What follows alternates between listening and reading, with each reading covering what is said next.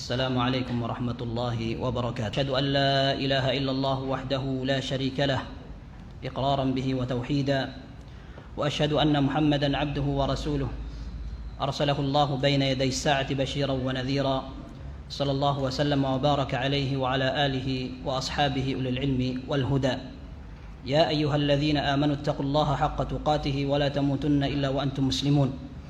يا أيها الناس اتقوا ربكم الذي خلقكم من نفس واحدة وخلق منها زوجها وبث منهما رجالا كثيرا ونساء، واتقوا الله الذي تساءلون به والأرحام إن الله كان عليكم رقيبا.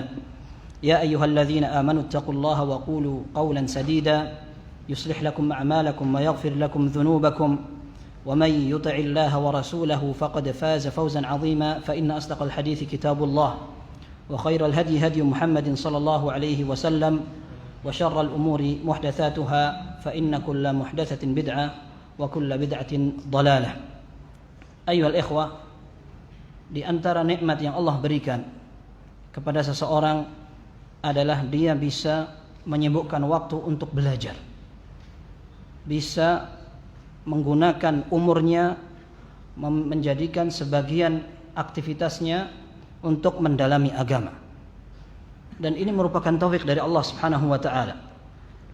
Al-Ajurri rahimahullah dalam kitab beliau Akhlaqul Ulama mengatakan bahwa Allah Subhanahu wa taala memberikan keistimewaan kepada manusia dengan akal. Kemudian Allah Subhanahu wa taala memilih di antara manusia orang-orang yang mendapatkan hidayah iman. Setelah itu Allah kembali memilih di antara mereka orang-orang yang siap mengemban ilmu syar'i, sehingga orang yang menyibukkan diri dengan ilmu syar'i termasuk orang-orang yang menjadi pilihan Allah di atas orang yang telah pernah dipilih oleh Allah Subhanahu wa taala. Maka mahal. Orang yang mau belajar ilmu agama itu mahal sekali. Dan ini bentuk hidayah yang Allah berikan kepada seseorang. Kita lihat betapa sekalipun orang tahu bahwa surga merupakan sesuatu yang mahal, tidak gratisan, dan pintu untuk menuju surga banyak sekali. Tetapi dalam sebuah hadis yang sahih, Rasulullah SAW menyatakan ketika Allah menciptakan surga dan neraka, Allah perintahkan Jibril untuk melihat. Ketika Jibril akhirnya melihat neraka, maka dia mengatakan, aku hampir ya Allah mengatakan bahwa tidak mungkin ada di antara makhlukmu yang akan mau memilih neraka. Kemudian ketika melihat surga, dia mengatakan, demi Allah aku menyangka tidak ada satupun dari makhlukmu yang akan tersisa untuk tidak masuk surga. Baru setelah itu Allah Azza wa Jal memberikan surga dengan berbagai gangguan dan godaan. Kemudian neraka diberikan dengan syahwat. Maka kata Jibril, aku hampir tidak bisa memastikan ada orang yang selamat dari neraka, dan hampir aku tidak yakin ada orang bisa masuk surga. Ya. Maka di antara bentuk bukti kebaikan dan tanda keuntungan seseorang adalah dia bisa belajar agama. Rasulullah SAW dalam hadis yang masyhur sekali mengatakan, man yuridillahu bihi khairan yufaqihu fiddin. Orang yang dikehendaki oleh Allah mendapat kebaikan, dia akan dipahamkan agama. Kata Hafidz Ibnu Hajar, berarti ketika ada orang yang tidak tertarik belajar agama, berarti dia dihalangi dari kebaikan. Kalau ada orang yang mendapatkan kesempatan belajar, bahkan tertarik sampai menikmati belajar, membaca, menghafal, berdiskusi, kemudian mendengarkan nasihat para ulama, bisa menikmati. Kemudian ada orang tidak tertarik, cukup. Ya, sepekan sekali sudah merasa berjasa. Seperti Syekhul Islam, alhamdulillah udah hadir. Ya, ada orang enggak sama sekali, sholat juga enggak. Ya akhi, ini tidak akan memajukan Islam sama sekali, tidak merugikan Islam juga. Ketika ada orang tidak mau belajar agama, Islam mahfuz. Islam itu Allah jaga. Dan Allah Subhanahu wa taala dengan segala keadilan dan kemurahannya akan memilih beberapa golongan memperjuangkan agama Islam sampai akhir zaman. La tazalu ta'ifatun min ummati 'alal haqqi mansurin la yadurruhum man khadhalahum hatta ya'ti amrullahi wa hum kadzalik. Kata Rasulullah SAW, akan ada sekelompok umat ini yang akan senantiasa ditolong oleh Allah diganggu oleh orang-orang yang pengen mencelakakan mereka, tidak masalah, tidak ngefek. Sekalipun mereka terlukai, akan tetapi mereka akan tetap berpegang disiplin, konsisten dengan agama sampai datang ketentuan Allah Azza wa Jalla, dan mereka dalam keadaan seperti itu. Masalahnya tidak ada jaminan apakah kita termasuk orang yang ditolong atau tidak. Ya. Sehingga ketika ada orang belajar agama, keuntungannya bukan untuk Islam, tetapi untuk kita sendiri. Yang pertama kali mengambil keuntungan adalah kita. Maka ini menjadi sebuah motivasi. Ketika seorang belajar agama, sekalipun dalam usia yang kita katakan sudah bukan terlambat, karena tidak ada terlambat dalam ibadah. Innamal a'malu bil khawatim. Sungguhnya keuntungan sebuah amal, kesuksesan atau tidaknya dihitung dari bagian akhir. Maka dalam sebuah athar dari Umar bin Khattab radhiyallahu anhu, ketika beliau mengatakan tazawwadu qabla an tusawwadu, hendaklah tafaqahu qabla an tusawwadu, dalam Sahih Bukhari disebutkan hendaklah kalian mempelajari agama sebelum kalian dijadikan tokoh. Sebelum kalian ditokohkan masyarakat, ditanya orang alim, ditanya, dijadikan referensi, belajar sebelum dijadikan seperti itu. Kata Al-Bukhari rahimahullah, wa ba'da an tusawwadu. Kalian belajar agama sebelum ditokohkan, dan sesudah ditokohkan juga harus belajar agama. Kemudian Imam Bukhari rahimahullah mengatakan, kebanyakan para sahabat belajar setelah mereka tua, setelah mereka berumur dan dibutuhkan oleh kebanyakan orang. Maka tidak ada alasan untuk tidak belajar, dan innamal a'malu bil khawatim. Kemudian ikhwah sekalian, belajar agama menjadi keuntungan dan tanda bahwa seseorang memang dekat dengan Allah Azza wa Jalla, dikehendaki kebaikan. Dan ini tidak banyak orang yang mendapatkan. Sebagaimana kita sampaikan dalam nasihat Al-Ajuri rahimahullah, pilihan. Maka memang tidak banyak orang yang mendapatkannya. Allah Azza wa Jalla menyatakan, yu'til hikmata man yasha. Allah Subhanahu wa ta'ala akan memberikan hikmah kepada orang yang ia kehendaki.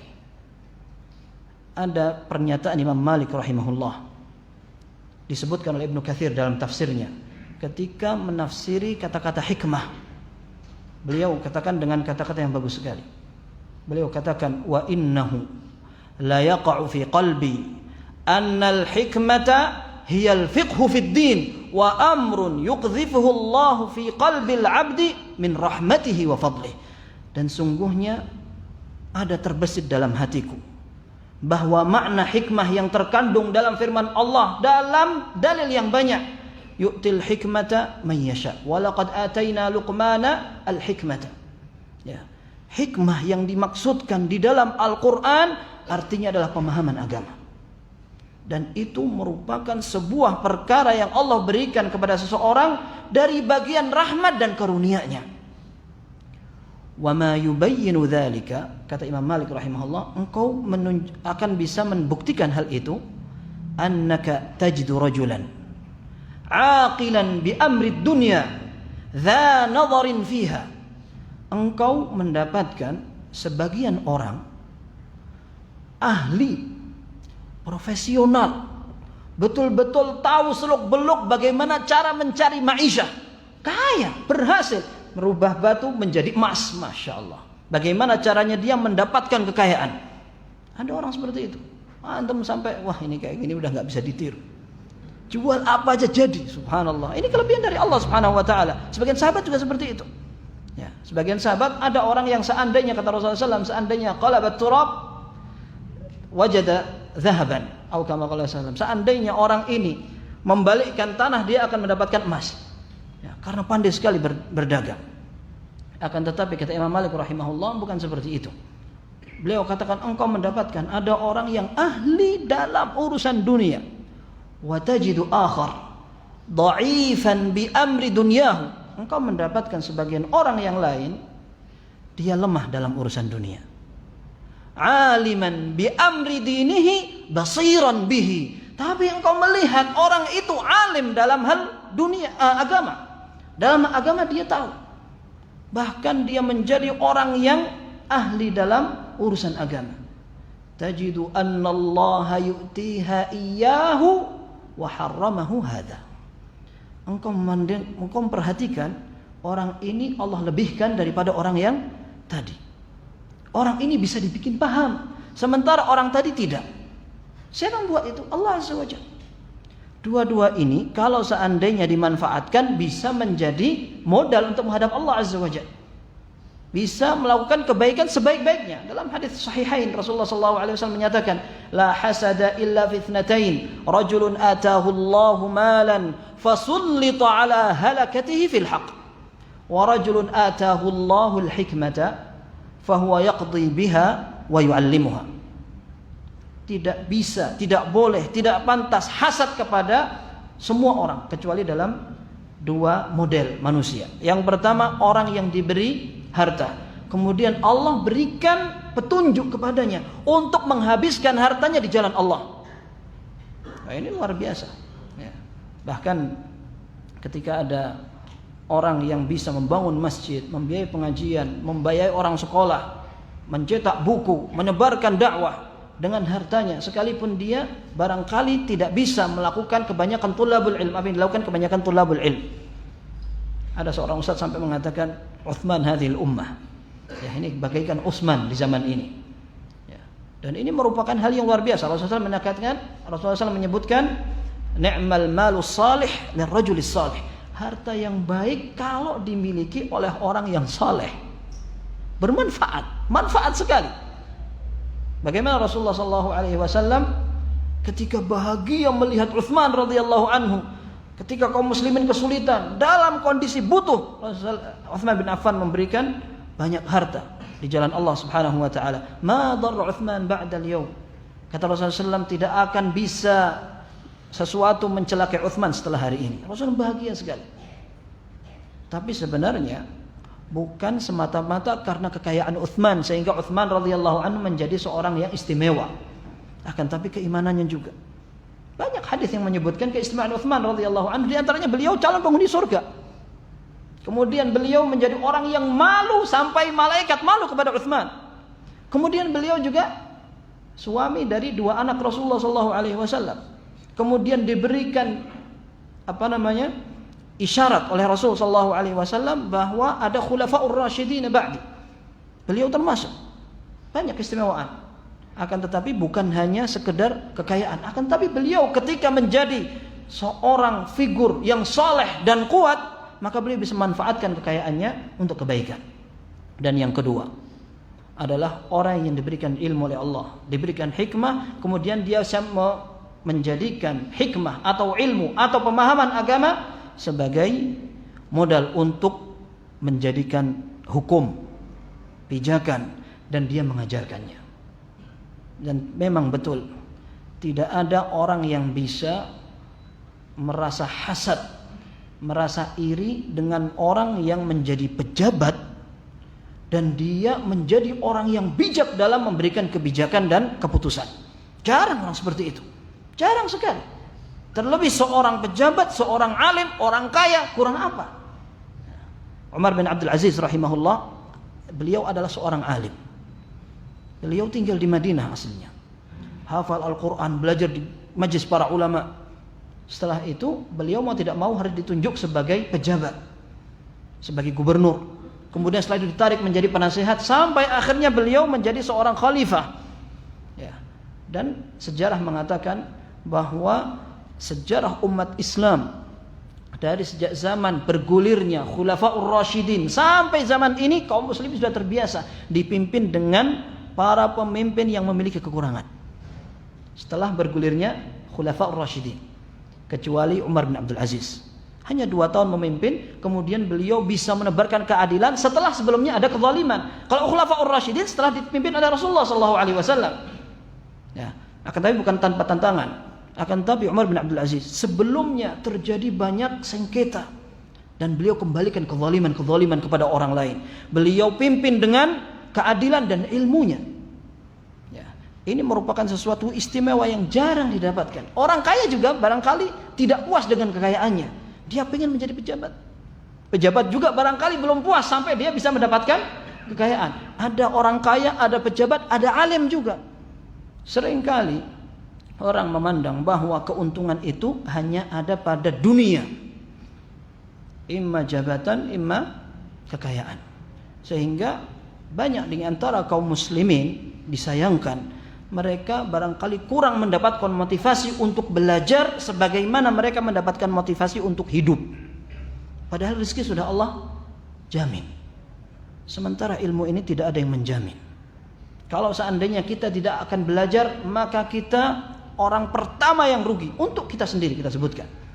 Seorang ulama sampai mereka merasa rugi kalau seandainya melewati satu hari tidak ada tambahan ilmiah. Ya, disebutkan oleh Syekh Abdul Aziz Sadhan, hafizahullah, dari seorang ulama salaf.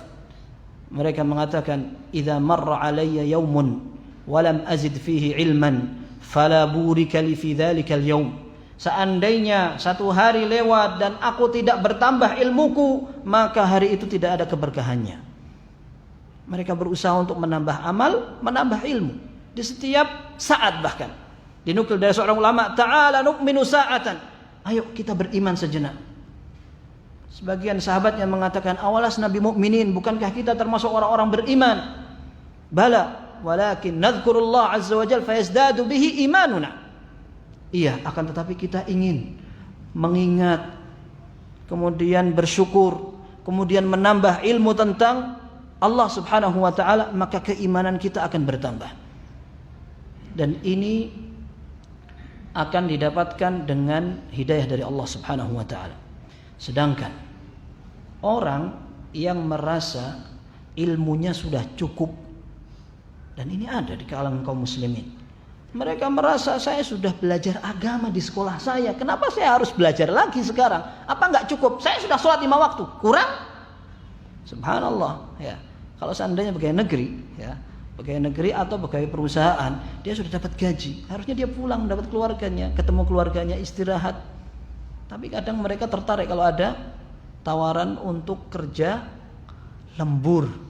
Kalau perlu liburan nggak libur, nanti liburan zaman orang masuk sekolah biar tidak ada padat di jalan. Gitu. Alasan aja, semangatnya pengen mendapatkan tambahan gaji. Masalah dunia seperti itu, akhirat cukup ekonomis. Itu menjadikan atau menunjukkan betapa ilmu seseorang masih dangkal. Karena semakin kuat ilmu seseorang, maka dia akan semakin takut kepada Allah Subhanahu wa taala. Laisal ilmu bikathratir riwayah, innamal ilmul khasyah. Kata Ibnu Mas'ud radhiyallahu anhu, ilmu itu tidak sekedar banyaknya hafalan, akan tetapi takut kepada Allah. Maka salah seorang ulama ketika beliau mengomentari firman Allah, "Innama yakhshallaha min ibadihil ulama." Sesungguhnya yang takut kepada Allah adalah hamba-hambanya yang berilmu. Beliau mengatakan, "Ma zada al-'abdu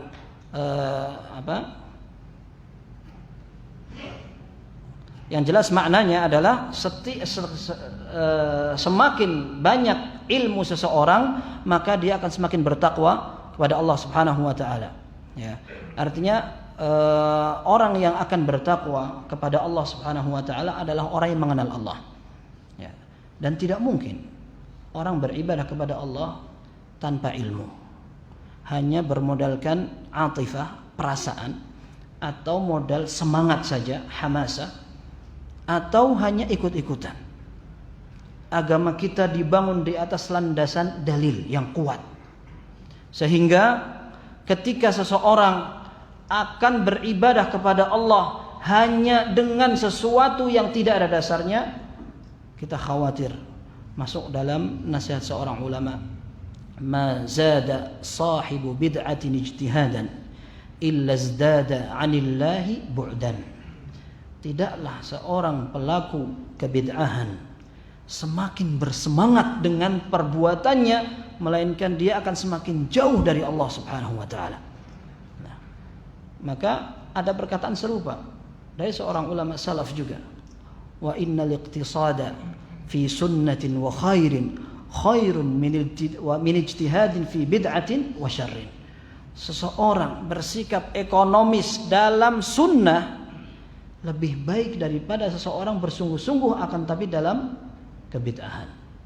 Ya, semangat maka kita akan tahu betapa ibadah kita tidak hanya berlandaskan pada semangat saja, akan tetapi pada ilmu.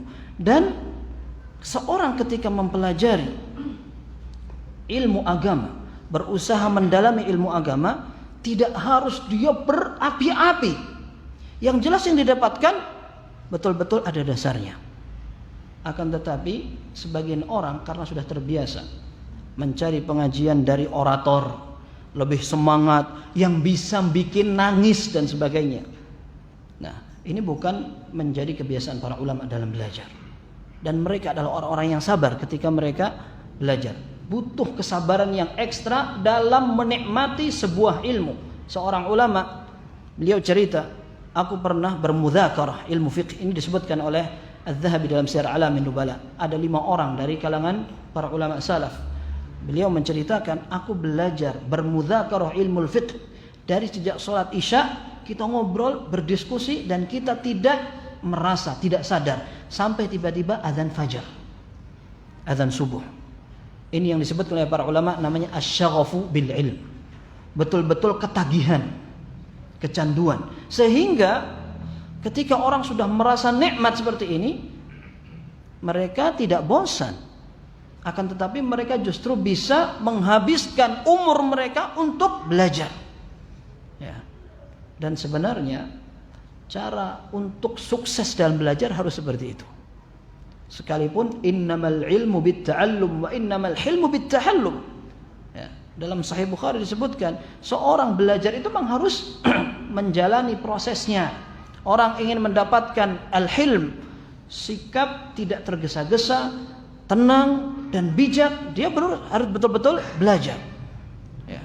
Ketika seorang belajar, akhirnya dia bisa melihat banyak orang seperti itu.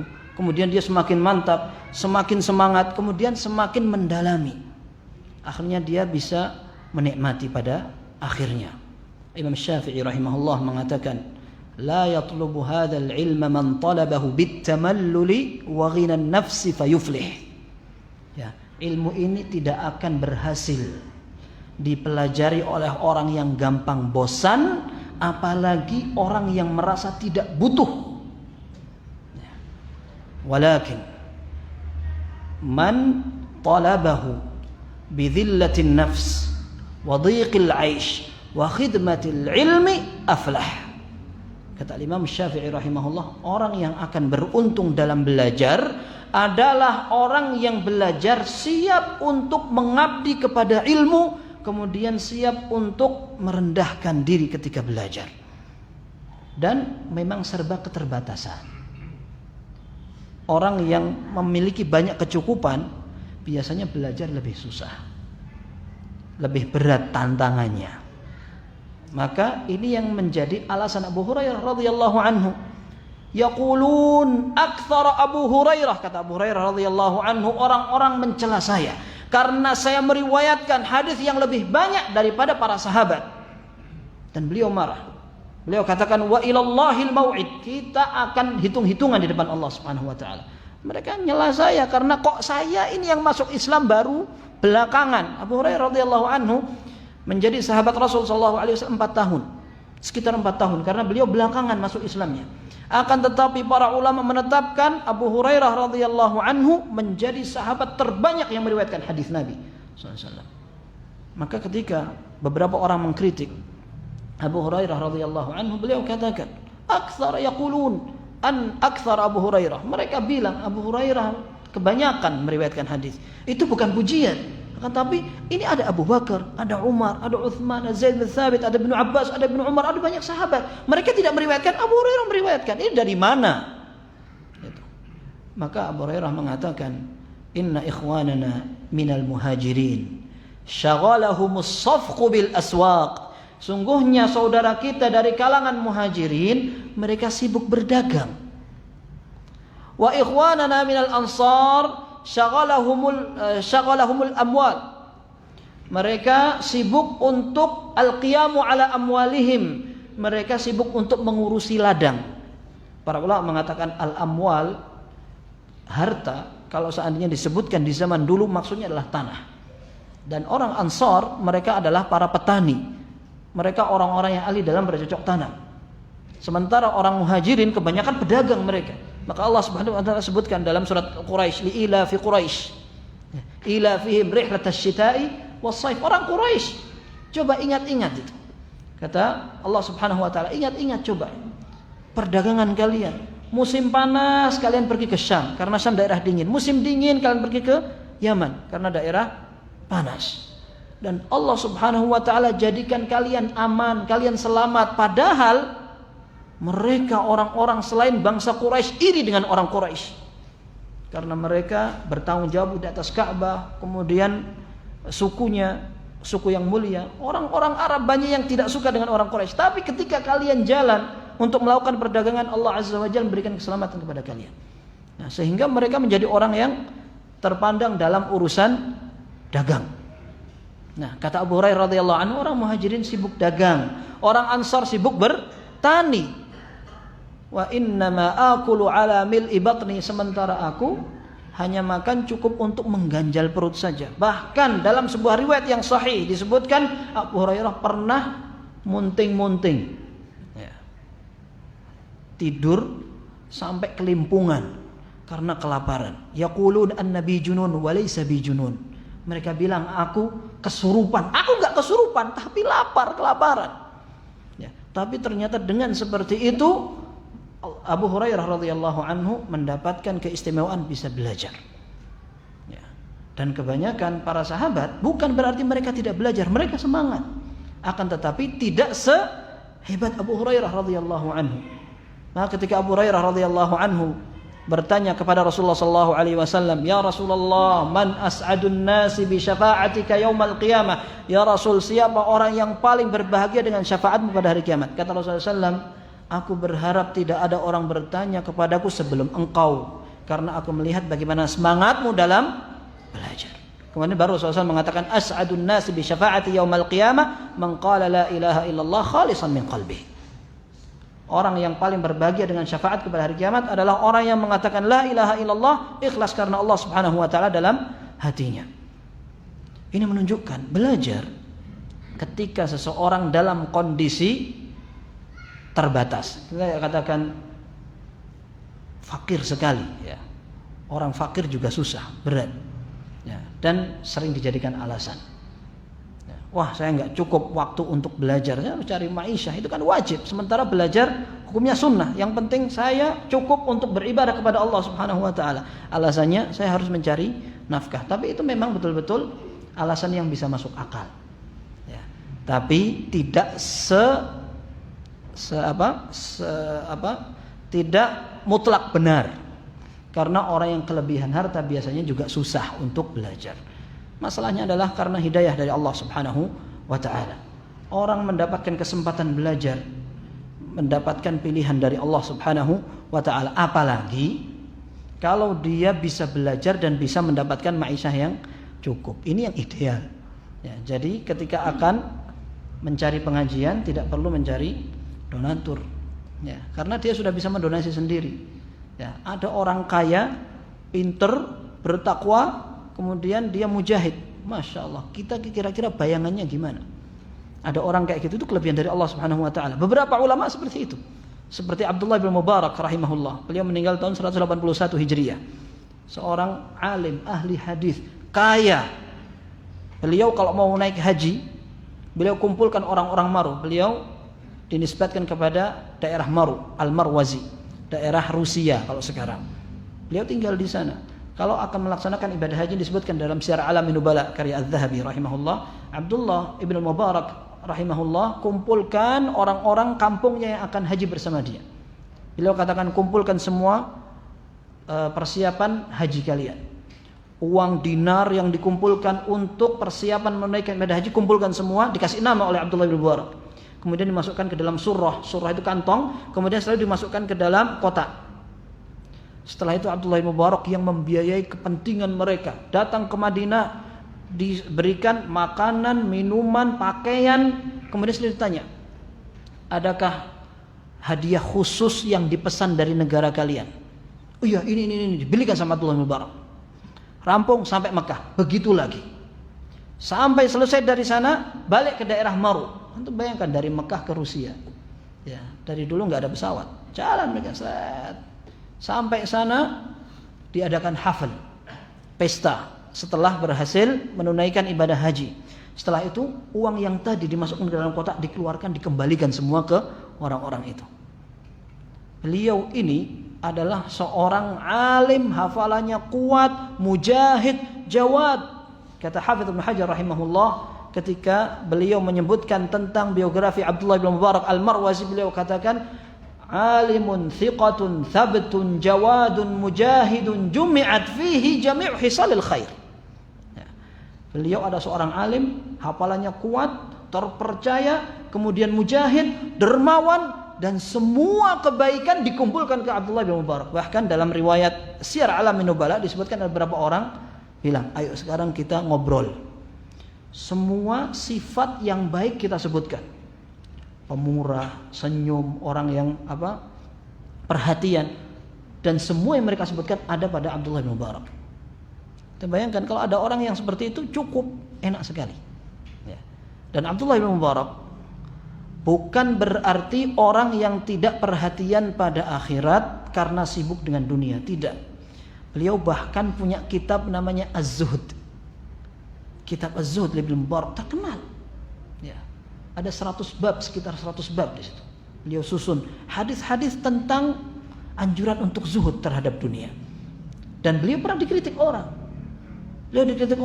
Antum ini berbicara tentang akhirat, berbicara tentang zuhud, sementara antum berdagang, bisnis antum ini gimana, kata beliau. Dan kata beliau, ini untuk membuat aku mulia di depan orang dan untuk bermodal menghadap Allah Subhanahu wa taala. Ni'mal malus salih lirrajulis salih. Harta yang baik kalau dimiliki oleh orang yang baik, yang saleh juga. Sehingga apakah bisa orang kaya dan zuhud? Bisa. Imam Ahmad pernah ditanya. Ya. Apakah bisa orang kaya menjadi zuhud? Bisa. Idza lam yafrah bi ziyadatihi wa lam yahzan bi nuqsanihi. Kalau orang kaya itu tidak terlalu bahagia ketika hartanya bertambah dan tidak terlalu sedih ketika hartanya berkurang, berarti orang kaya bisa zuhud.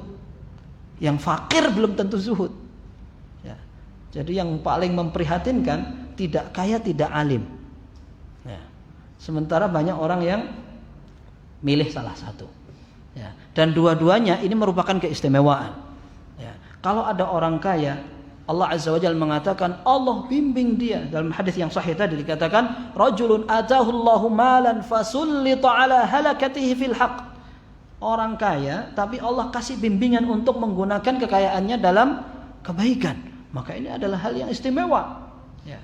Dan satunya orang berilmu, beramal dengan ilmunya, bisa mengajarkan, bahkan dalam riwayat tadi, dalam riwayat Ibnu Mas'ud radhiyallahu anhu, wa huwa yaqdi biha. Dia bisa menggunakan hikmah yang Allah berikan kepadanya untuk menjadikan keputusan kalau dia qadhi. Dan dulu para ulama dijadikan qadhi. Ya, sampai ada istilah qadhil qudah. Qadhil qudah itu artinya qadhinya para qadhi.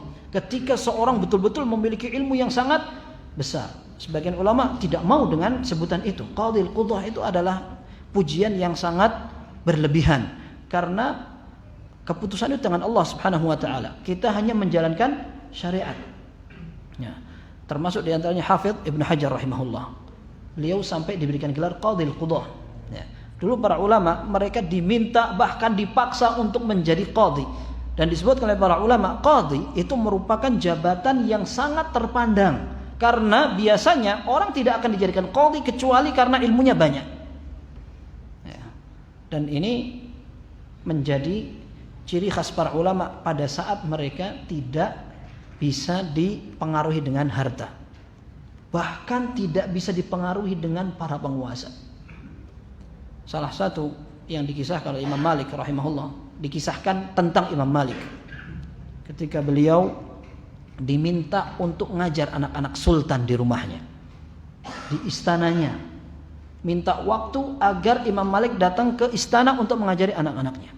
Kata Imam Malik rahimahullah, perintah itu milik antum karena antum pemilik kebijakan. Seandainya ilmu ini menyebar di negeri ini, maka tidak lepas dari jasa antum. Tapi antum tahu, al-ilmu yu'ta wa la ya'ti. Tapi ilmu itu mestinya didatangi, bukan didatangkan. Seperti itu. Akhirnya raja mengatakan, antum betul. Ayo kalian belajar ke masjid. Bayangkan, ulama diminta seperti itu, memberikan penjelasan dengan bijak, tidak berapi-api menolak bantah apa, tapi jawaban itu benar. Ya, sampai raja pun bisa menerima. Dan ini bukan berarti Imam Malik tanpa ujian. Imam Malik rahimahullah sampai mendapatkan sebuah siksaan pada saat beliau memberikan fatwa, dan fatwanya tidak sesuai dengan keputusan pemerintah pada saat itu, sampai beliau mendapatkan hukuman, dan hukuman itu sampai menimbulkan bau badan yang tidak enak. Sehingga beliau pernah sampai tidak sholat jamaah. Ketika ditanya, beliau katakan tidak semua musibah bisa diceritakan. Ya, jadi para ulama terlihat seperti itu. Dengan ilmu bertambah, kewibawaan mereka, sepak terjang, tindak tanduk, sopan santun dan segalanya. Dan Imam Malik rahimahullah, beliau juga pernah memberikan nasihat kepada Harun ar-Rasyid. Idza ta'allamta syai'an min ta'atillah falyura 'alaika atharuhu wal yura fika samtuhu. Apabila engkau ini dinasihati seorang pejabat, ya, seorang khalifah, dinasihati oleh Imam Malik rahimahullah, beliau ngasih tulisan, apabila engkau berhasil belajar sedikit dari ibadah kepada Allah, hendaklah ibadah dan ilmu itu terlihat dampaknya. Sepak terjang, gaya antum terlihat wibawa dan tenang. Maka tidak pantas seorang belajar agama penampilannya sama dengan orang di luar sana. Ya, seorang ulama mengatakan, Asim An-Nabil, beliau mengatakan, Abu Asim An-Nabil, beliau mengatakan, man talaba hadzal haditha faqad talaba a'la umurin nas fayajibu an yakuna a'la umurid din fayajibu an yakuna khairan nas. Orang yang bisa mendapat kesempatan belajar ilmu hadis, dia telah belajar urusan agama yang paling tinggi, maka sudah sepantasnya dia menjadi orang terbaik. Ya, maka orang belajar agama kesempatan dari Allah Azza wa Jalla, petunjuk, keistimewaan, karunia dari Allah. Hendaklah kita bersyukur dan kita berupaya untuk menambah ilmu kita, tidak merasa cukup, bahkan bangga dengan apa yang sudah kita ketahui. Dan ini menjadi penyebab ketika seseorang justru terhalang dari tambahnya ilmu, ketika dia menyangka bahwa ilmu dia sudah cukup. Ya. Disebutkan oleh Syekh Abdul Aziz Sadhan, beliau menukil dari Ibnul Jauzi rahimahullah dalam Saidul Khatir, beliau mengatakan, afdalul asya'i at-tazayyudu minal ilm. Ibadah atau perbuatan yang paling baik adalah berusaha untuk menambah ilmu. Kata Hafidz Ibnu Hajar rahimahullah, Allah Azza wa Jalla tidak perintahkan Rasulullah sallallahu alaihi wasallam untuk minta tambahan selain ilmu. Wa qur rabbi zidni ilma. Katakan wahai Muhammad, ya Allah tambahkan kepadaku ilmu. Allah Subhanahu wa taala tidak memerintahkan Rasul sallallahu alaihi wasallam untuk meminta tambahan selain ilmu. Tidak minta tambahan istri yang udah 9, tidak minta tambahan karunia dunia, tidak juga minta jabatan. Akan tetapi diperintahkan tetap Rasulullah SAW, semua sumber ilmunya adalah wahyu. Tapi Allah Azza wa Jalla tetap memerintahkan nabinya untuk minta tambahan ilmu. Ya. Dan ini disebutkan oleh Ibnul Jauzi rahimahullah. Beliau katakan bahwa hal yang paling bagus untuk kita kerjakan adalah menambah ilmu. Fa innahu man iqtasara ala ma ya'lamu wa dhanna annahu kafiyan istabadda bi ra'yihi. Karena orang yang menganggap cukup dengan apa yang dia tahu saja, dan dia katakan saya tidak perlu nambah ilmu lagi, dia akan istabadda bi ra'yihi. Dia akan bangga dengan pengetahuannya, bangga dengan pandangan dan pilihannya. Ya. Wa sara ta'dhimuhu li nafsihi mani'an minal istifadah. Bahkan ketika dia bangga dengan ilmunya, kebanggaan dia dengan ilmu itu akan menghalangi dia untuk menambah ilmu lagi. Ya. Wal mudzakaratu tubayyinu khata'ahu. Dan ketika seorang berdiskusi, pada saat itu terlihatlah kesalahan-kesalahan dia.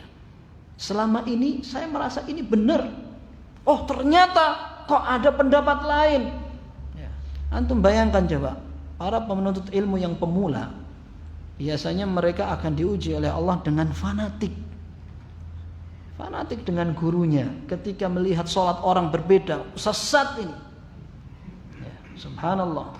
Padahal yang sholat juga sama-sama belajarnya, sama-sama menerapkan sunnahnya. Ya, begitu lihat, oh sholatnya beda. Ini siapa ini? Ya, antum dapat dari mana? Antum dapat dari mana? Nggak tahu, dari pengajian aja. Ya, alhamdulillah masih dapat dari pengajian. Tapi minimal seorang ketika beribadah dia perlu yakin bahwa amal ibadahnya ada dasarnya. Kemudian perlu belajar lagi sehingga ketika dia menghadapi perbedaan dalam ibadah, perbedaan itu ada yang betul-betul beda. Ya. Sehingga memang harus dipilih salah satu. Ada perbedaan itu yang disebut oleh para ulama namanya ikhtilaf tanawwu'.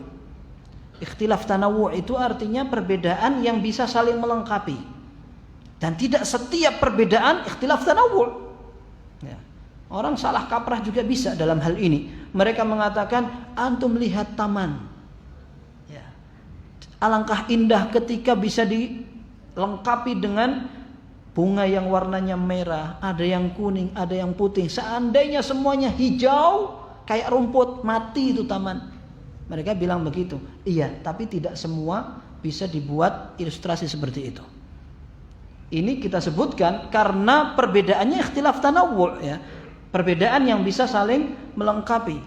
Ketika ada orang ingin membaca iftitah, subhanakallahumma wa bihamdika tabarakasmuka wa ta'ala jadduka wa la ilaha ghairuka, Allahumma ba'id baini wa baina khataayai. Kemudian ada yang bilang kabira walhamdulillahi katsira wa subhanallah wa inni wajjahtu wajhan.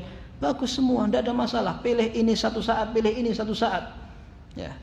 Tapi ketika taman itu terdiri dari rumput, kembang, tapi ada cacingnya, ada uletnya, ada orang yang injek-injek. Ini kan beda ini. Ya, perbedaan ini tidak menambah indah, tapi menambah binasa. Ya, ini sama ketika ada sebuah ibadah dicampur dengan kebid'ahan. Ada sebuah sunnah campur bid'ah, ada yang ibadah, ada yang bukan ibadah. Maka tidak setiap perbedaan itu bisa mendatangkan nikmat dan karunia. Akan tetapi ketika seorang belajar setidaknya wawasannya terbuka dan bisa membedakan ini perbedaan yang bisa diterima atau tidak. Caranya bagaimana? Belajar. Baik, ikhwas sekalian, ini baru muqaddimah. Ya. Berarti pengajiannya sampai intinya. Tapi salah seorang ustadz dulu pernah mengatakan, belajar yang penting rubu' sa'ah aja, ya, seperempat jam aja. Yang penting antum paham. Daripada belajar panjang-panjang tidak paham. Apalagi kalau belajar sedikit tidak paham juga. Ini lebih repot lagi. Ala kulli hal ya ikhwah, belajar ini menjadi karunia dari Allah Subhanahu wa taala. Akan tetapi para ulama juga mengatakan, kalau kita ingin betul-betul sukses belajar, maka kita juga harus belajar bagaimana para ulama belajar. Kalau kita mencari yang instan, maka ilmu kita juga bakal instan, kita produk instan juga. Ibadah kita instan, nanti surganya instan gimana? Ya. Seorang ulama Az-Zuhri rahimahullah, beliau mengatakan, man ramal ilma jumlatan dhahabat anhu jumlah. Orang yang pengen mendapatkan ilmu langsung prek begini, nanti yang hilang juga brol gitu. Ya, jadi susah. Belajar itu harus sedikit-sedikit, kemudian ditulis, dihafalkan, diamalkan, diajarkan. Dan tidak harus seorang belajar kemudian tidak ngajar sampai dia menjadi Syekhul Islam. Ya, sampai jadi seorang alim baru dia sampaikan. Tidak harus seperti itu. Bahkan seorang belajar pun tidak harus menjadi ulama. Ya. Salah seorang masyayikh ditanya, "Syekh, saya ini belajar nggak paham-paham. Bagaimana saya akan menjadi seorang alim gitu?" Maka jawaban syekh itu, saya lupa apakah Syekh Shalih Fauzan atau siapa. Beliau katakan, siapa yang bilang bahwa seorang belajar harus menjadi seorang alim?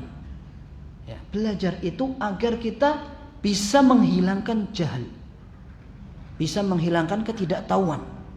Kemudian kita bisa beramal dengan ilmu itu. Kalau seandainya kita ingin menyampaikan, maka sebatas yang kita ketahui kita sampaikan, tidak masalah. Itu sudah cukup. Tidak harus menjadi seorang alim. Ya.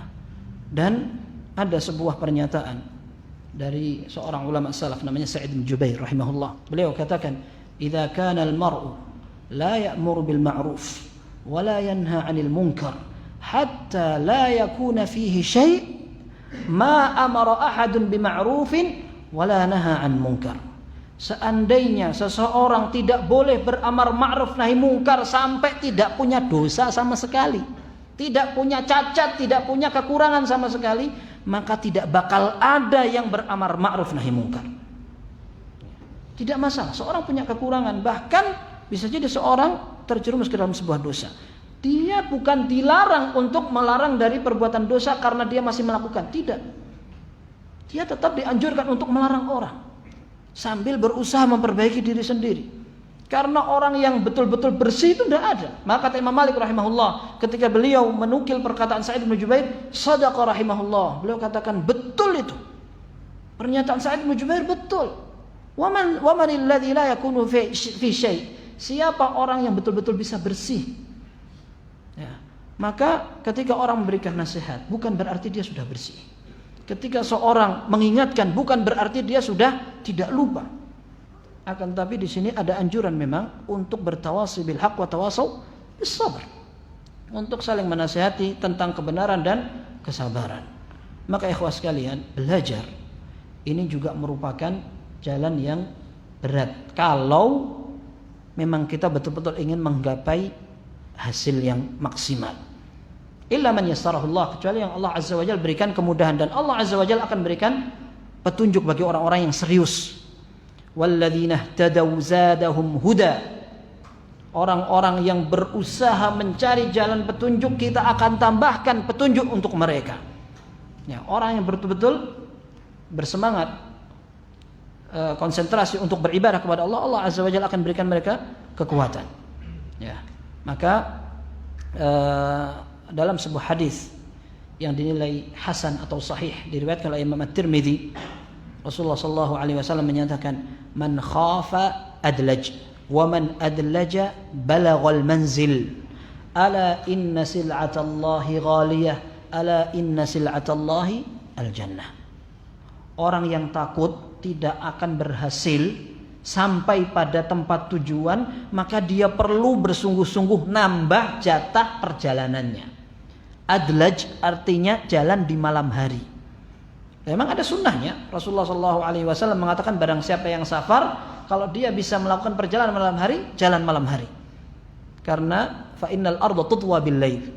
Karena bumi ini dilipat pada malam hari. Tapi para ulama mengatakan bumi enggak dilipat-lipat begitu, akan tetapi ketika perjalanan malam hari panas tidak begitu terasa, kemudian ketika orang tidur kita bisa mendapatkan jalan yang lowong. Ya.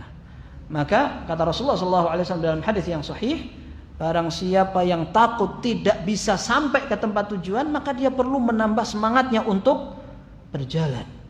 Dan barang siapa yang sudah memulai perjalanan itu, dia yang akan sampai ke tempat tujuan. Ya. Dia akan sampai ke rumahnya. Kemudian beliau mengingatkan, ala inna sil'atallahi ghaliyah. Ingat bahwa barang yang Allah tawarkan itu mahal. Ala inna sil'atallahi al-jannah. Ketahuilah bahwa yang Allah tawarkan adalah surga. Dan surga banyak jalan untuk menuju ke sana. Ya. Akan tetapi sangat disayangkan pada saat orang tidak bisa memanfaatkan satu saja dari jalan Allah Subhanahu wa taala itu. Ya. Jalan untuk menuju ke surga. Banyak sekali kita pernah mendengar dalam hadis yang sahih bahwa Rasulullah SAW menyatakan ada pintu surga yang khusus untuk masuknya orang-orang yang puasa, namanya Ar-Rayyan. Faman kana min ahli shalah dakhala min babis shalah, kata Rasulullah SAW, barang siapa yang termasuk orang-orang yang selalu melakukan salat, dia akan masuk surga dari pintu orang-orang yang salat. Faman kana min ahli jihad dakhala min babil jihad. Barang siapa yang termasuk orang-orang yang selalu melakukan jihad, dia akan masuk ke surga dari pintu jihad. Ya. Tapi satu pintu pun tidak bisa. Ini rugi sekali. Padahal ada orang yang bisa masuk dari semua pintu, ditawarkan semua karena dia melakukan semuanya. Hadis ini sahih. Ketika Abu Bakar radhiyallahu anhu mengatakan tidak harus kita ini masuk dari semua pintu itu, ya. Karena orang masuk ke dalam surga dari satu pintu sudah cukup, ya. Akan tetapi Abu Bakar bertanya, hal yud'a ahadun min tilkal abwabi kulliha? Wahai Rasul, betulkah ada memang orang yang akan dipanggil dari semua pintu itu? Kata Rasulullah SAW, na'am wa arju an takuna minhum. Iya, dan aku berharap engkau termasuk mereka.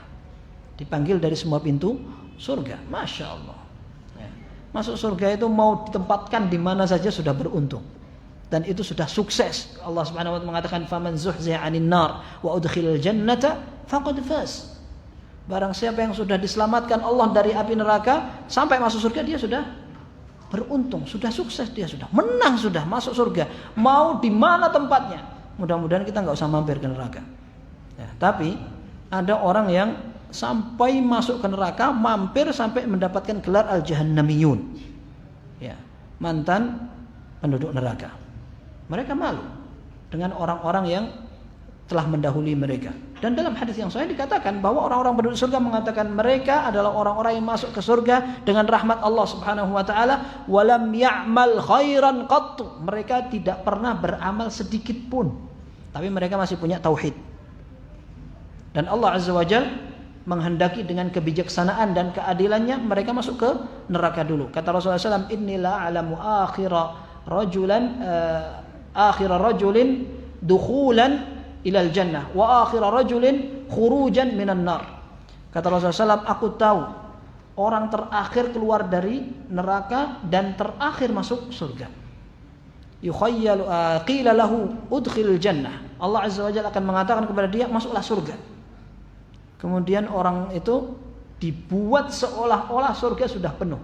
Fayukhayyalu ilaihi annaha mal'a. Allah Azza wa Jalla tampakkan kepada orang ini bahwa surga sudah penuh. Kemudian dia balik lagi, ya Rabb wajadtuha mal'a. Ya Rabb, surganya sudah penuh. Akhirnya Allah Azza wa Jalla mengatakan, idhhab fadkhulil jannah. Kamu pergi sana, masuk. Dia datang ke sana mau masuk, khayyalu ilaihi annaha mal'a. Dibikin bayangan bahwa betul-betul sudah penuh. Sampai 3 kali, akhirnya Allah Azza wa Jalla mengatakan, idhhab fadkhulil jannah fa innalaka bimithli ad-dunya ma fiha wa bi'ashri amsalha atau kama qala sallallahu. Kamu masuk di sana, kamu masih punya jatah 10 kali lipat yang ada di dunia, langitnya dan buminya. Kemudian dalam riwayat itu dikatakan, atadhaku bi wa antal malik. Ya Allah, apakah kamu mentertawakan aku sementara engkau adalah sang raja? Dan Rasulullah SAW ketika menceritakan itu, beliau tertawa sampai terlihat gigi taringnya. Menunjukkan bahwa orang terakhir yang masuk surga saja jatahnya segitu, nggak usah khawatir. Itu yang masuk surga belakangan, gimana yang duluan? Ya. Dan dalam hadis yang sahih dikatakan bahwa orang-orang penduduk surga ini mereka akan saling melihat orang-orang di atasnya seperti kita melihat ada bintang di atas. Kelip-kelip, nggak kelihatan dan tidak ada hasad. Wah, jatahku nggak seperti yang itu, nggak disebutkan seperti itu. Yang penting masuk surga aman sudah. Yang repot itu kan nggak masuk surga, na'udzubillah. Ya. Maka ala inna sil'atallahi ghaliyah. Yang ditawarkan Allah itu mahal, berarti perlu perjuangan. Maka seorang ingin menerapkan hadis Nabi sallallahu alaihi wasallam, man salaka tariqan yaltamisu fihi ilman, sahhalallahu lahu bihi tariqan ilal jannah. Barang siapa yang mau belajar, menempuh cara dalam menuntut ilmu, mendalami agama, maka Allah akan mudahkan dia untuk masuk ke dalam surga. Karena memang ketakwaan, keikhlasan, kemudian kuatnya keimanan tidak bakal dapat diraih kecuali dengan ilmu. Tidak bisa orang belajar tanpa ilmu, orang beribadah tanpa ilmu, orang mau mendekatkan diri dengan Allah Subhanahu wa taala tanpa ilmu tidak bisa. Ya, orang nangis-nangis ya Allah gini-gini ya, habis nangis-nangis sampai luar saat lagi. Baik. Ini berapa menit dari azan sampai qomat? 10 menit. Setengah jam. Masya Allah. Allah barik. Anda pernah diberitahu sama sebagian jamaah, ya, kajian terserah antum Ustaz, pokoknya setengah malam. Gak apa-apa, Masya Allah. Anak semangat belajar. Habis itu pada protes, loh katanya gak apa-apa, semangat sekali gitu. Ngawur itu yang ngomong tuh, masyarakat sudah gusar itu. Masya Allah. Taib, ala kulli hal, ada hadis yang pernah disampaikan oleh Anas bin Malik radhiyallahu anhu. Beliau katakan, intadharna Rasulullah sallallahu alaihi wasallam yawman fata'akhkhar. Kami pernah menunggu Rasulullah sallallahu alaihi wasallam salat Isya, ternyata beliau telat. Hatta dhahaba syatrul lail, sampai tengah malam. Nah, kemudian beliau keluar mengimami salat. Selesai salat, thumma qama faqatabana. Maka beliau kemudian berkhutbah kepada kami, kemudian mengatakan, innan nasa qad raqadu wa sallau wa namu. Sungguhnya orang-orang semuanya sudah salat, kemudian mereka tidur. Wa antum ma dumtum fa antum fi salatin man tadhartumus salah. Sedangkan kalian, selama kalian nunggu untuk salat bersamaku, kalian dicatat dalam pahala orang yang salat. Maka kata Malik radhiyallahu anhu, fa innan nasa lam yazalu bi khairin man tadharul khair. Sungguhnya semua orang masih dalam keadaan baik selama mereka menunggu kebaikan. Ya, alhamdulillah, mau salat Isya jam 8 juga insyaallah khair. Baik. Ada 3 hal yang ingin Anda sampaikan. Ini disampaikan oleh Syekh Shalih Al-Utsaimin hafizahullah taala untuk seorang talibul ilm agar dia bisa berusaha Allah Azza wa Jalla berikan ilmu itu kepada dia. Yang pertama adalah perlunya dia mengikhlaskan niat kepada Allah Subhanahu wa taala. Ini adalah nasihat yang sering disampaikan kepada semua kaum muslimin oleh para ulama. Ya, ikhlas ini caranya disebut oleh Syekh Utsaimin rahimahullah dengan 4 hal dalam belajar. Yang pertama, belajar dengan tujuan untuk menghilangkan ketidaktahuan diri sendiri. Tadinya saya tidak tahu sholat yang sunnah bagaimana. Saya belajar pengen sholat saya lebih baik dari sebelumnya. Enggak kayak orang katanya bilang begini. Enggak, saya pengen sholat saya dari sejak saat ini betul-betul benar. Apalagi kalau bisa sesuai sunnah semuanya. Bacaannya, gerak-gerakannya, kemudian waktunya dan sebagainya. Kemudian yang kedua, berusaha untuk meniatkan dalam belajarnya raf'ul jahli an ghairihi. Berusaha meniatkan belajarnya untuk menghilangkan ketidaktahuan orang-orang di sekitarnya. Dan orang yang paling berhak untuk dinasihati, diingatkan adalah keluarga. Ya. Maka jangan sampai menjadi orang yang cuek dalam urusan ibadah kepada keluarga. Ya ayyuhalladzina amanu qu anfusakum wa ahlikum khair. Wa ahlikum nar. Ya, wahai orang-orang yang beriman, selamatkan diri kalian dan keluarga dari api neraka. Kata Ali bin Abi Thalib radhiyallahu anhu, "Allimu auladakum, allimu ahlakum al-khair." Kalian ajari keluarga kalian kebaikan. Dan ini menjadi tanggung jawab suami. Ketika sibuk tidak masalah. Kesibukan itu kadang-kadang membuat kita jauh dari keluarga, tapi perhatian. Sudah sholat belum? Tidak hanya tanya seperti wali santri yang takut anak saya makan apa, sampai sana sudah makan apa, gimana, bingung aja saya kayak gitu. Ya, tanya anaknya sudah sholat belum, hafalannya sampai mana, belajarnya bagaimana. Itu yang diperhatikan. Anak perempuan nutup aurat apa tidak, kawannya ada yang laki-laki apa tidak boleh dekat-dekat kalau ada hubungan yang tidak mahram dan sebagainya.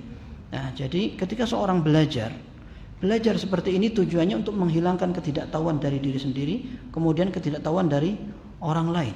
Kemudian berikutnya untuk menghidupkan sunnah belajar. Karena ibadah yang paling istimewa adalah belajar. Ya. Dan ini pernah dikritik kepada Imam Malik rahimahullah. Yang mengkritik adalah seorang ahli ibadah.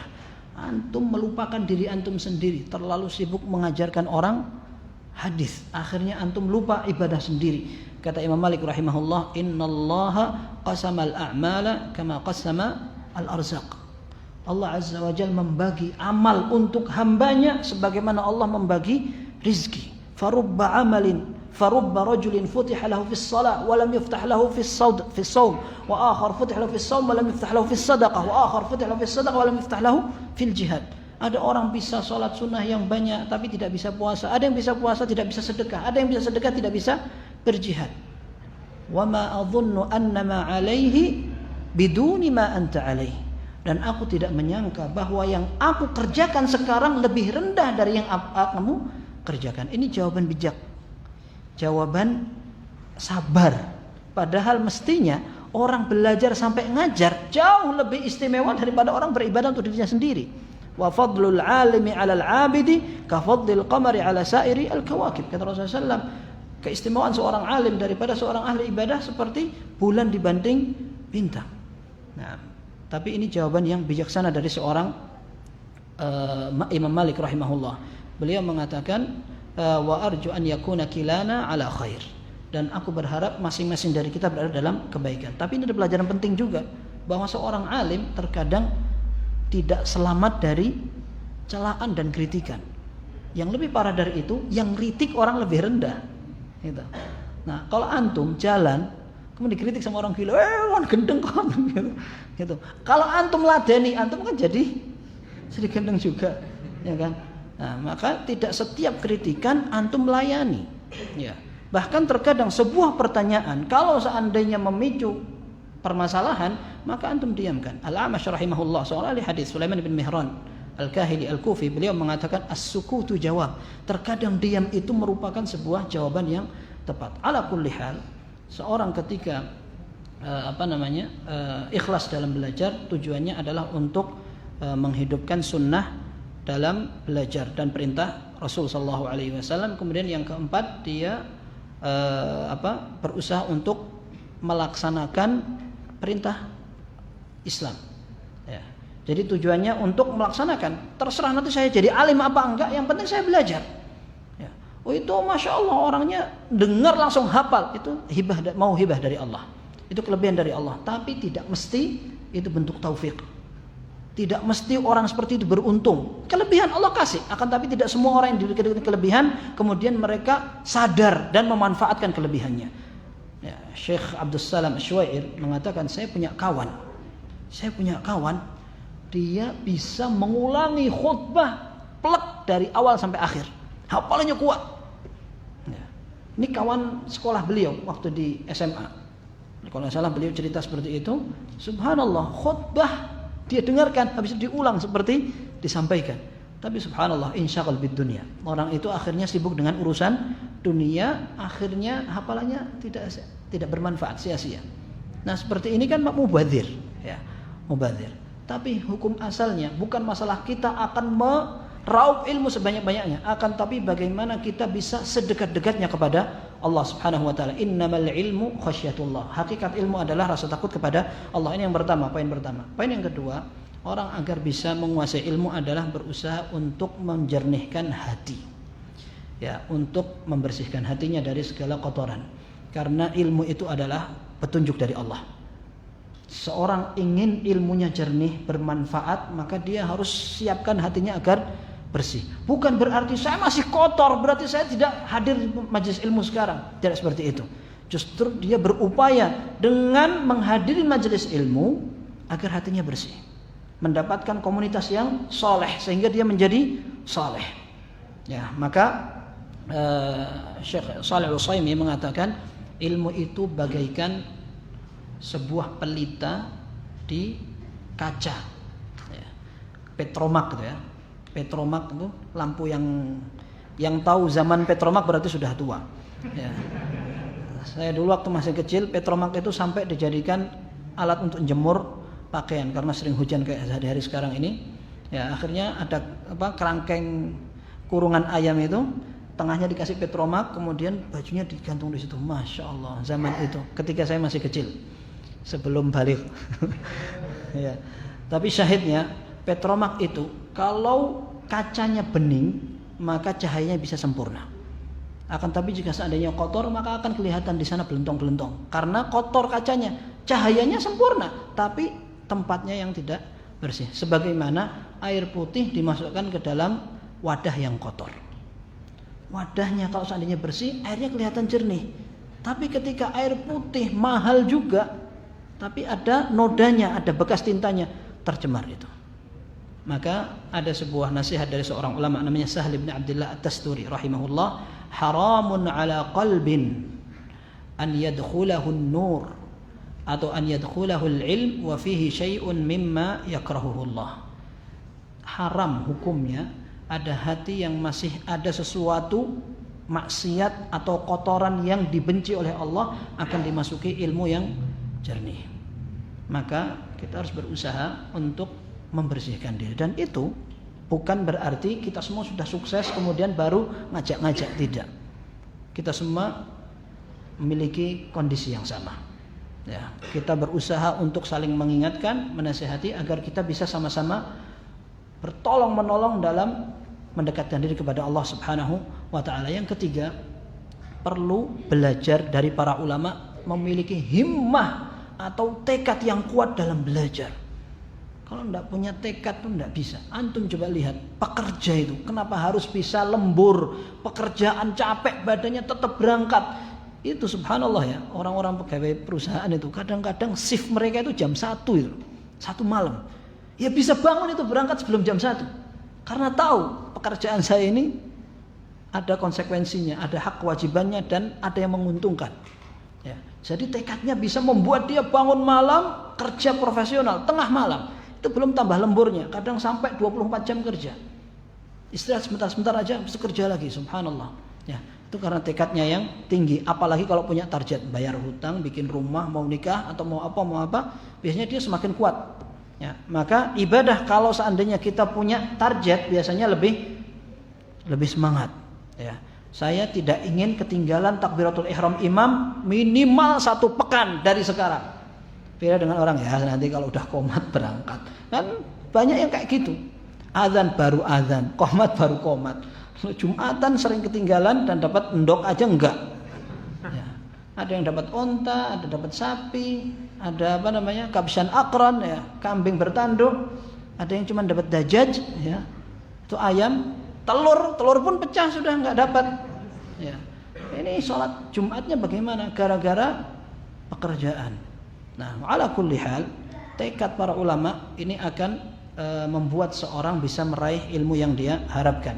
Kata Junaid, seorang ahli ibadah, beliau mengatakan, "Ma talaba ahadun syai'an bisidqin wa jiddin illa nalahu, fa illam yanal kullahu nala ba'dahu."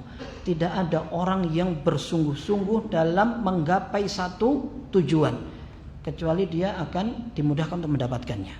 Kalau dia tidak mendapatkan semua, dia dapat sebagiannya. Kita lihat bahwa orang belajar butuh perjuangan, terkadang butuh paksaan. Imam Ahmad rahimahullah, beliau akan belajar keluar dari rumahnya. Kadang musim dingin itu kita nggak ngerasakan di sini. Enak, Indonesia itu daerah Khatul Istiwa enak sekali. Saat dingin-dinginnya ya paling berapa tuh? Lebih dingin kalau sampai masjid pakai AC, ya kan? Belajar pakai AC, masya Allah. Khawatir salah doa nanti. Bismillahirrahmanirrahim. Ya. Jadi ketika musim dingin, Imam Ahmad pengen keluar sebelum subuh. Ibunya bilang, hatta yu'adzinan nas, tunggu dulu, nggak usah cepat-cepat keluar sampai adzan subuh. Imam Ahmad pengen keluar sebelum subuh. Bahkan ada seorang ulama dari mazhab Maliki namanya Abu Muhammad Ibnu Tabban. Beliau katakan awal-awal belajar, saya membaca buku tengah malam, ibu saya bilang, kamu tidur tengah malam masih baca aja. Akhirnya dia pura-pura tidur. Lampunya ditutupi pakai wadah yang gede, kemudian pura-pura tidur. Ibunya lihat sudah tenang anaknya tidur, ibunya balik ke kamar tidur, dia bangun lagi, dibuka lagi, dia baca lagi. Subhanallah. Ya, ini pernah juga disebutkan dari Al-Khatib Al-Baghdadi rahimahullah, beliau membaca Sahih Bukhari dalam 3 hari ke seorang alim. Namanya seorang Ismail As-Sijzi kalau tidak salah ya, Ismail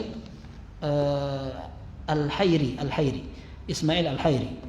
Beliau baca Sahih Bukhari sekitar 4.000-an hadis lebih. Ya, bisa beliau khatamkan dalam 3 hari. Hari pertama dari maghrib sampai subuh. Hari kedua dari maghrib sampai subuh. Beliau ingin hatamkan hari ketiga dari waktu duha sampai maghrib, lanjut dari maghrib sampai subuh, hatam. Kata Az-Zahabi rahimahullah ketika menyebutkan biografi itu, beliau katakan wa hadza la a'lamu ahadan fi zamanina yastati'uhu. Ini adalah gaya belajar orang yang zaman sekarang, saya tidak tahu ada yang bisa mengikuti apa tidak. Padahal yang menyebutkan adalah Imam Az-Zahabi rahimahullah, beliau meninggal tahun 748 Hijriah. Zaman kita, zaman Google. Ya. Jadi kalau ada orang mau belajar pakai Google, nanti tambahan-tambahannya yang lebih banyak daripada belajarnya. Oh tadi ada pelajaran, saya pengen cari itu apa, seret. Habis itu terus lihat YouTube, lihat Facebook, lihat apa. Gaya tulabul ilm zaman sekarang. Ya, maka ketika kita ingin mencontoh para ulama, diharapkan seperti ini bisa membantu kita dalam belajar. Semoga bermanfaat. Kurang lebihnya mohon maaf. Wassallallahu wasallam wa baraka ala nabiyyina Muhammad wa ala alihi wa sahbihi ajma'in. Subhanakallahumma bihamdika asyhadu an la ilaha illa anta astaghfiruka wa atubu ilaik. Walhamdulillahirabbil alamin.